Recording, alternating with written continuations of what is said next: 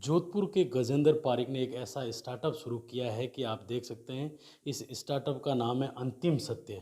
यानी अंतिम सत्य बोले तो जो व्यक्ति अगर किसी का डेथ हो जाती है उसके बाद तमाम जो 12 दिन तक क्रियाएं होती हैं उन सब क्रियाओं के लिए एक स्टार्टअप तैयार किया है। और इस वक्त हमारे साथ बातचीत करने के लिए मौजूद है गजेंद्र जी।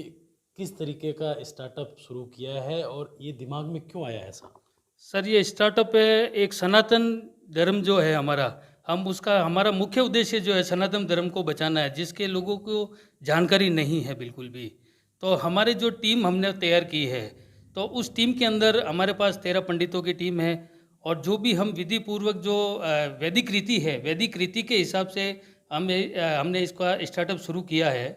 और उसमें जो भी क्रियाएं होती है, हम शुरू से लेकर 12 दिन तक जो अस्थि विसर्जन तक का प्रोग्राम है, और उसके बाद में जो हवन वगैरह है, वो सब हम इसमें विधि पूर्वक वैदिक रीति के हिसाब से हम पूरा करवाते हैं। देखिए, आपको स्टार्टअप शुरू किए हुए तकरीबन 2 माह हो गए हैं। कितने लोगों का आपने ये इस तरीके से क्रियाएं की है? हमने ये स्टार्टअप शुरू किया था लमसम दिसंबर 2023 के अंदर। और उसके बाद में हमने 2 फरवरी को हमारी वेबसाइट लॉन्च की। जब हमारा वेबसाइट लॉन्च नहीं था तब तक हमारे पास में इंक्वायरियाँ नहीं के बराबर आई थी। तो हमने इसकी वेबसाइट चालू की, वेबसाइट हमारे लोगों के पास में पहुंची, लोगों ने वेबसाइट में जो सेवाएं थी वो सेवाएं देखी, तो लोगों का रुझान इसमें बढ़ने लगा। और उसके बाद में वेबसाइट और हमारी ईमेल आईडी से हमारे पास रोज़ इंक्वायरी आती है। और हमने आज तक के 6 लोगों का अंतिम संस्कार किया है, और भविष्य हमारे पास में इसके काफ़ी ऑर्डर मिल रहे हैं हमको। अच्छा, जिस तरीके से गजेंद्र जी शुरुआत कैसे होती है, जैसे डेथ हो जाती है उसके बाद तमाम क्रियाएं कैसे किस किस तरीके से आपका करती है जो ये पूरा स्टार्टअप है? शुरू से जब व्यक्ति की मौत होती है, तो अगर वो हॉस्पिटल में होता है, तो हम हॉस्पिटल से घर लाने के लिए एम्बुलेंस की सेवा देते हैं। उसके बाद में यदि शाम हो जाती है, तो वैदिक रीति के हिसाब से के सूर्यास्त के बाद में दाह संस्कार नहीं होता है। तो जो उस मृत शरीर को रखना पड़ता है, तो उसके लिए हम फ्रीजर की सेवा देते हैं। और दूसरे दिन जो लकड़ी की अर्थी बनती है बांस की, वो हमारे पंडित जी जाते हैं और उस लकड़ी की अर्थी सजाते हैं। और मृत शरीर को जो नहलाना धुलाना, जो गोबर से लीपते हैं आंगन को, उसके ऊपर वापस उनको तैयार करके रखते हैं। और फिर अर्थी सजाकर उनको स्वर्गाश्रम लेके जाते हैं। और वहाँ पर जो लकड़ी है, तो वो कम से कम लकड़ी का प्रयोग कर कर और हम उनका दाह संस्कार करते हैं। और कपाल क्रिया तक हमारी पूरी टीम वहीं पर खड़ी रहती है।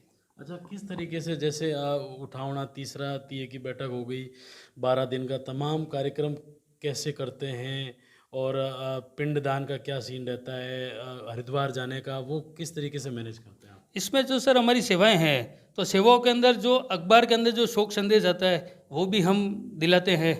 और जो उठावने का आयोजन होता है, तो उठावने में पूरा पंडाल लगाते हैं। और उस व्यक्ति की हम तस्वीर लगाते हैं। और वहाँ पे जो व्यक्ति आते हैं उनके बैठने की पूरी व्यवस्था करते हैं। इसमें हमने एक नई चीज़ की है, जो पहले ये अपने पुष्प अर्पित करते थे। तो हमको किसी ने कहा, साहब जो ये पुष्प अर्पित करते हैं, तो इन पुष्पों को एंड में ये कचरे में डाल देते हैं सभा उठने के बाद में। तो इसके लिए आप क्या करना चाहोगे? तो हमने उसका एक नया तरीका निकाला।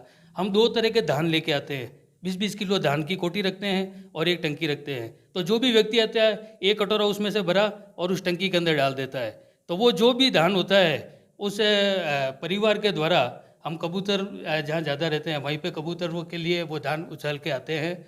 और उसके बाद में जो दूसरे दिन होती है, हमारे जो गरुड़ पुराण होता है, जो इसकी कथा का वाचन होता है, तो 9 दिन 10 दिन तक ये कथा चलती है। तो इसमें पंडित जी जाते हैं, रोज़ शाम को 2 अध्याय 3 अध्याय जो भी होते हैं वो पूरे करते हैं।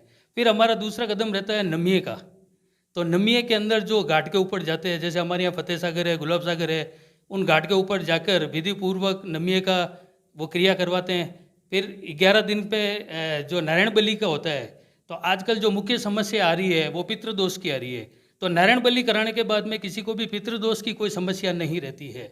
और उसके बाद में कोई अगर हमको बोले कि साहब हमारे घर में से कोई जाने वाला नहीं है, एक व्यक्ति है, उसको समझ में नहीं है, तो हम अस्थि विसर्जन के लिए हरिद्वार हमारे पंडित जी साथ में जाते हैं।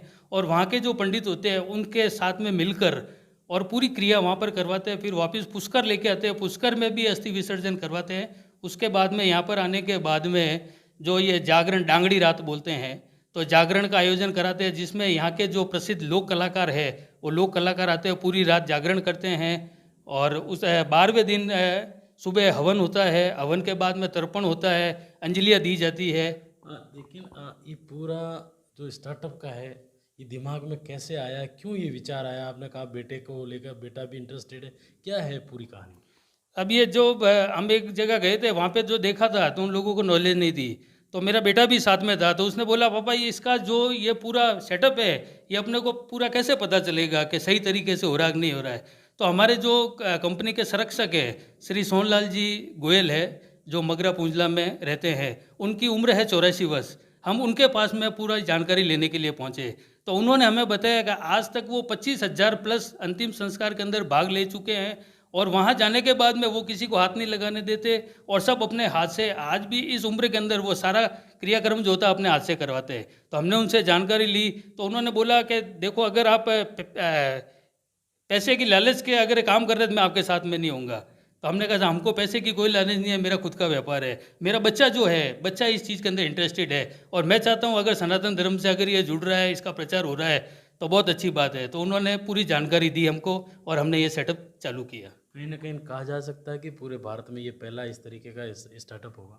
नहीं सर, भारत में पहला तो नहीं कह सकता, जैसे राजस्थान में आप इसको पहला स्टार्टअप कह सकते हैं, वैसे बॉम्बे में, दिल्ली में, पुणे, महाराष्ट्र में बहुत सारी कंपनी आ गई है, तो वो लोग एकदम प्रोफेशनली तरीके से करते हैं, लेकिन उनके पास जो विधि विधान है वो पूरे नहीं है। अच्छा, जिस तरीके से लोगों के वहाँ आती है कि या बैठक में लोग नहीं होते हैं उपस्थित या नहीं आते हैं, तो उसके लिए भी लोग या रोने वाली महिलाएं जैसे रुदाली के लिए महिलाएं, ये सब मैनेज करते हैं आप?